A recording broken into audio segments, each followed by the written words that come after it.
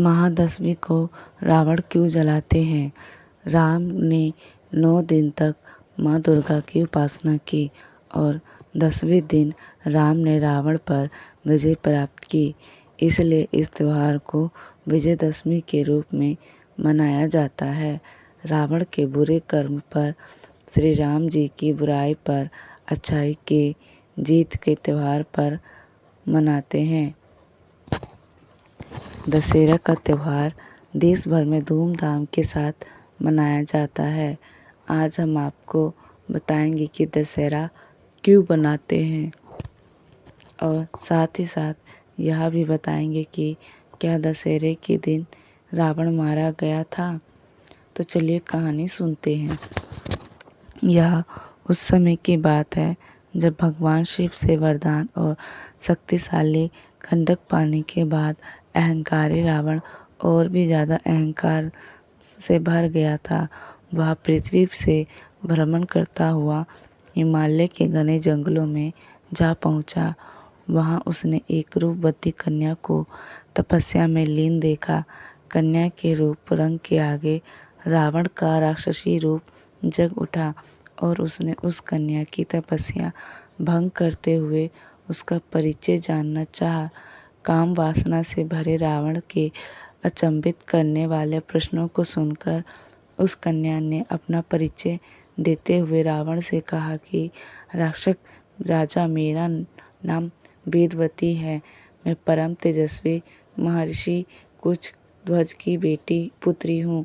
मैं वास्ते होने पर देवता, गंधर्व, राक्षस, नाग सभी मुझसे विवाह करना चाहते थे, लेकिन मेरे पिता की इच्छा थी कि समस्त देवताओं के स्वामी श्री विष्णु ही मेरा पति बने।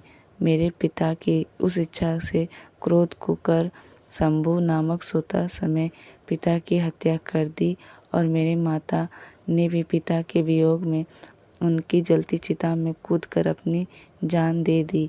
इस वजह से यहाँ मैं अपने पिता की इच्छा को पूरा करने के लिए तपस्या को कर रही हूँ। इतना कहने के बाद उस सुंदरी ने रावण को यह भी कह दिया कि मैं अपने तप के बल पर आपकी गलत इच्छाओं को जान गई हूँ। इतना सुनते ही रावण को क्रोध से भर गया और अपने दोनों हाथों से उस कन्या के बाल पकड़ के उसे अपनी ओर खींचने लगा। इससे क्रोधित होकर अपने अपमान की पीड़ा की वजह से उस कन्या ने दशानन को शाप देते हुए अग्नि में समा गई कि मैं तुम्हारे वध के लिए फिर से किसी धर्मात्मा पुरुष के पुत्री के रूप में जन्म लूंगी। महान ग्रंथ में शामिल दुर्लभ रावण सहित में उल्लेख मिलता है कि दूसरे जन्म में वही तपस्वी कन्या एक सुंदरी कमल उत्पन्न हुई और जिनकी संपूर्ण काया कमल के समान थी। इसी जन्म में भी रावण ने भी फिर से उस कन्या को अपने बल के दम पर प्राप्त करना चाहा और उस कन्या को लेकर वह अपने महल में जा पहुंचा, जहां ज्योतिषियों ने उस कन्या को देखकर रावण को यह कहा कि यदि यह कन्या इस महल में रही तो जरूर ही आपकी मौत का कारण बनेगी। यह सुनकर रावण ने उस समुद्र में फेंक दिया। तब वह कन्या पृथ्वी पर पहुंचकर राजा जनक के हल जोतने जाने पर उनकी पुत्री बनकर फिर से प्रकट हुई। शास्त्रों के अनुसार कन्या का यही स्वरूप सीता बनकर रामायण में रावण का वध का कारण बनी। कहानी अच्छी लगी हो तो प्लीज़ लाइक, सब्सक्राइब और शेयर करें।